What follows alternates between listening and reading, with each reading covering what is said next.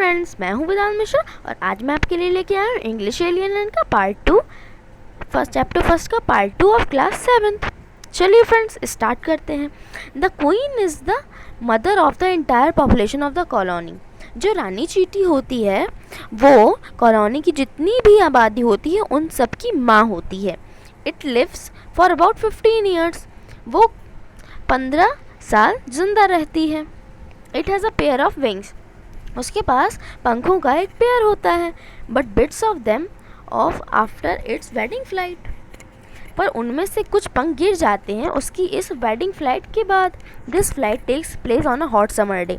ये जो उसकी फ़्लाइट है बहुत गर्मी वाले दिन में अपनी जगह लेती है। The queen leaves the nest. The queen रानी चींटी नेस्ट को छोड़ती है and goes out to meet a male ant और ड्रोन। और मेल आंट से मिलने जाती है। उसको हम ड्रोन भी कहते हैं। High up in the air, हवा में बहुत ऊपर।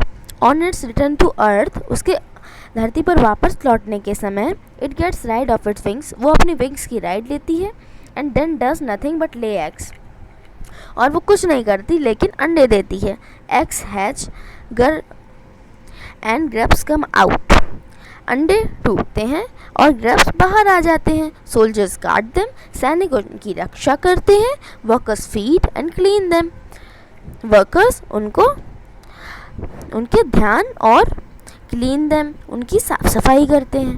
And also carry them out daily for airing, exercise and sunshine, और उनको रोज़ बाहर ले जाते हैं एयरिंग के लिए, एक्सरसाइज के लिए, सनशाइन के लिए। 2 or 3 weeks लेटर, 2 और 3 हफ्ते के बाद ग्रेप्स बिकेम ककून्स। ग्रेप्स जो होते हैं वो ककून्स बन जाते हैं एंड लाइव विदाउट फूड और एक्टिविटी, और बिना किसी खाने या एक्टिविटी के पड़े रहते हैं फॉर 3 weeks मोर, 3 weeks के लिए।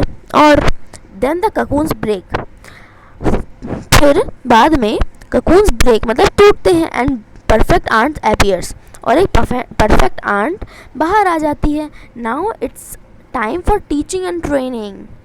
अब समय होता है टीचिंग और ट्रेनिंग का। New ants learn their duties from old ants. जो नई चींटियाँ होती हैं वो पुरानी चींटियों से अपनी ट्रेनिंग लेती हैं कि अपनी ड्यूटीज़ के बारे में, जैसे अगर वो वर्कर्स बनना चाहती हैं, सोल्जर्स बनना चाहती हैं, बिल्डर्स बनना चाहती हैं, क्लीनर्स बनना चाहती हैं, ETC etcetera. After few weeks, थोड़े हफ्तों के बाद ट्रेनिंग उसकी पूरी मेहनत के बाद, the small ants are ready to go out into the big world of work. छोटी चींटियाँ तैयार होती हैं बहुत बड़े काम के वर्ल्ड में जाने के लिए। An anthill is a home not only for ants but also for some other creatures. Anthill जो होता है वो सिर्फ चींटियों का घर नहीं होता, और थोड़े और क्रिएचर्स का घर होता है, प्राणियों का, जैसे beetles, lesser breeds of ants and the green fly, जैसे बीटल्स का, लेसर ब्रीड्स ऑफ आंट का एंड ग्रीन फ्लाई का। Why do ant want these alien creatures to live in their nest? Ant को ये सब क्यों चाहिए होते हैं? ये सब प्राणियों की क्या ज़रूरत है उनके अपने घर में रहने, अपने घर में आश्रय देने की?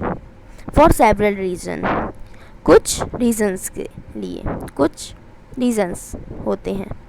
सम give off smell pleasant to the ant senses. कुछ क्रिएचर्स बहुत अच्छी स्मेल देते हैं आंट के सेंस को।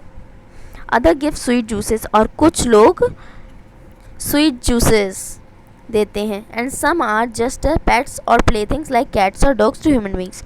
जैसे ह्यूमन बींग्स के लिए कैट्स और डॉग पेट होते हैं, वैसे उनके लिए ग्रीन फ्लाई, बीटल्स, ये सब कुछ के लिए पेट्स होते हैं, और प्लेथिंग्स खेलने वाली चीज़ होते हैं। The green fly is the ant's cow. जो ग्रीन फ्लाई होती है वो चींटी की गाय होती है। The ants train it to give honeydew. जो चींटी होती है वो उसको पूरी अच्छी तरह से उसकी तैयारी करवा देती है उसको हनी ड्यू देने के लिए। लाइक मिल्क, दूध के जैसे, with a touch of the attorney. उसके बस एक टच से उसे हनी ड्यू, अटर्नी के एक टच से उसे हनी ड्यू मिल जाता है। They milk it just we milk the cow. वो उसका मिल्क ऐसे ही पीती है जैसे हम गाय का दूध पीते हैं। Have humans learned as much as ants have? क्या ह्यूमंस को इन आंट्स के बारे में इनसे कुछ सीखना चाहिए? Perhaps they have, मुझे तो लगता है, but they have not put their learning to good use, पर वो अपनी लर्निंग अच्छे काम के लिए इस्तेमाल नहीं करते. They may still learn a few things from this tiny teacher. Human beings को, इंसानों को इस टीनी टीचर से, इस छोटे अध्यापक से कुछ तो सीखना ही चाहिए. Hard work, sense of duty and discipline, cleanliness, care for the young ones. हमें यही सब चीज़ें हैं जो हम इनसे सीख सकते हैं.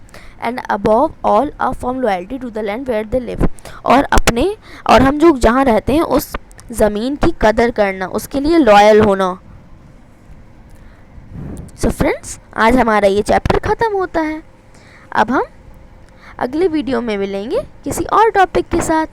सो बाय बाय फ्रेंड्स. अगर आपको ये वीडियो अच्छा लगा हो तो इस वीडियो को लाइक और मेरे चैनल को सब्सक्राइब ज़रूर कर दीजिएगा. Bye bye.